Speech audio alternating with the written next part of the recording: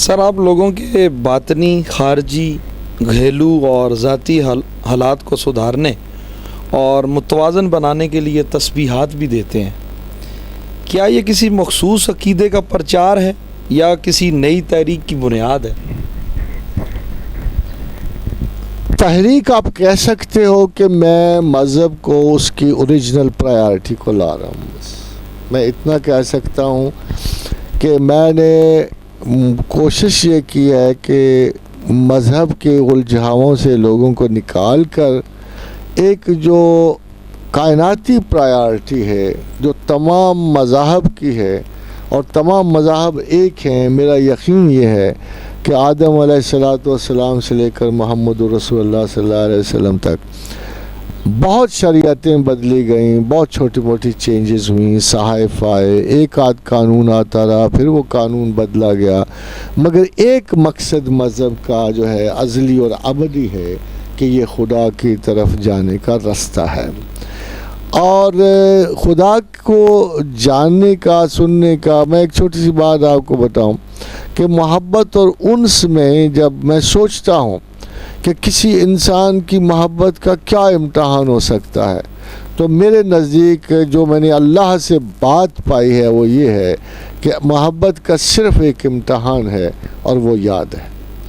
کہ اگر آپ تنہا ہو جاؤ اور اگر آپ کا محبوب آپ کی آنکھوں سے جدا ہو، اگر آپ سمجھتے ہو کہ میرے 7-8 محبوب ہیں جو میری آنکھوں سے جدا ہیں، تو جب آپ تنہائی میں جو آپ کو زیادہ یاد آئے گا وہی اصلی ہوگا۔ اور میرا خیال یہ ہے کہ خداوند کریم کو اس بات کا ہم سے بہت پہلے علم ہے کہ یہ لوگوں کے دعوے ہیں کہ جی اللہ سے بڑی عبادتیں ہو رہی ہیں، ریاضتیں ہو رہی ہیں، الٹی سیدھی حرکات کا نام انہوں نے مجاہدات رکھ دیا ہے۔ تو میرا خیال یہ ہے کہ اللہ کا جو بہترین جو ٹیسٹ ہے بندوں کا، کہ جب ہم اس سے دور ہوتے ہیں اور ہمارے حجابات نظر حائل ہوتے ہیں، تو جو اللہ کو صحیح معنی میں چاہتا ہے وہ اللہ کو یاد بہت کرتا ہے۔ کیا خوبصورت آیت ہے کہ میں بہت کم ایسی خوبصورت آیات ہیں جو دل میں اتر جاتی ہیں، جس میں اللہ نے ایک بڑی عجیب سی بات کہی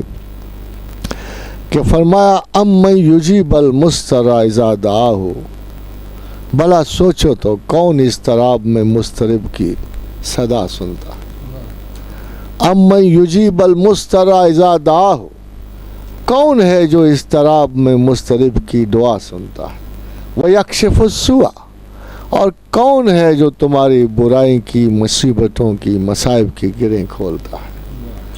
اور جب یہ دونوں باتیں ختم ہوتی ہیں تو کون ہے وَيَجْعَلُكُمْ خُلَفَاءَ الْأَرْضِ، جو زمین پہ تمہیں سیادت اور قیادت بخشتا ہے؟ تو خدا کہتا ہے آ الہ مع اللہ،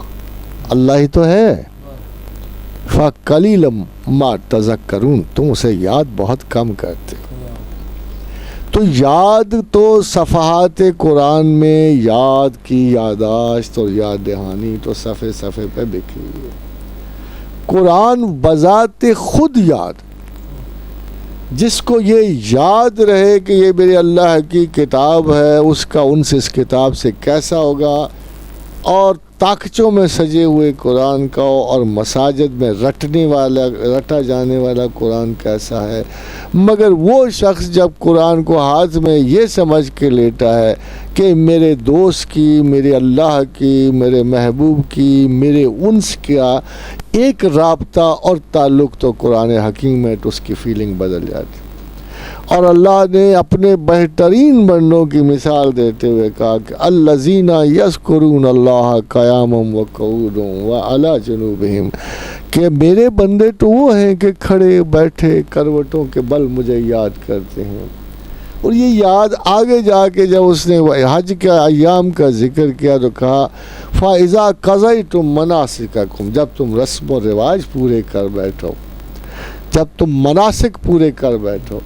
فَإِذَا قَضَيْتُم مَنَاسِكَكُمْ فَاذْكُرُوا اللَّهَ كَذِكْرِكُمْ آبَاءَكُمْ، تو مجھے ایسے یاد کرو جیسے آبا و اجداد کو کرتے ہو، جیسے اپنے پیاروں کو کرتے ہو، بھولوں بسروں کو یاد کرتے ہو، جن کی یاد تمہارے ذہن سے جاتی نہیں ہے، مگر تھوڑا سا کچھ اور بھی کرو، او اشد ذکرہ، ذرا زیادہ کرو کہ مجھے محسوس ہو اور معلوم ہو کہ تم ہر چیز سے بڑھ کے مجھ سے پیار کرو. اب اس خدا کو آپ کیا کہیں کہ جو یہ چاہتا ہے کہ ہر چیز سے بڑھ کر آپ اسے پیار کرو, اس کے بارے میں ایک جابر و قہر ہونے کا تصور کتنا چیپ سا لگتا ہے. I would always say this, he is a God who has been very, very misunderstood. وہ آپ سوچتے ہی نہیں ہو کہ اس کی وہ جو صفات ہیں جبر و قہر کی,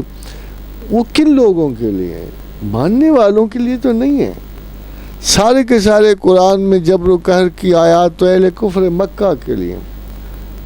ایک شہر تھا جس پہ آتش برس رہی تھی, غضب برس رہا تھا, وہ مجسم قہر تھا, کافروں کو سزائیں سنا رہا تھا, عذاب کی وعید دے رہا تھا, ان کو کیا کچھ نہیں کہہ رہا تھا. اور ایک دن اس کے پیغمبر نے کہا کہ لا تثریب لکم اليوم,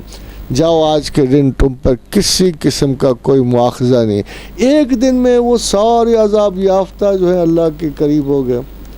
آپ سوچتے ہو کبھی اس پہلو پہ ان لوگوں نے غور نہیں کیا کہ ساری عذاب کی آیات اہل مکہ کے لیے, پھر اہل مکہ میں کتنے عذاب یافتہ ہوئے, کتنے عذاب یافتہ ہوئے, 10, 20, 30 بس. تو یہ سوچنا بڑا مشکل ہے میرے لیے کہ اللہ کے پاس اپنی مخلوق کے لیے محبت اور کرم کے سوا اور کوئی شے نہیں ہے, کوئی نہیں. یہ ہمارے گمان کی بات ہے کہ ہم خدا کو کیا سمجھیں, کیا جانیں.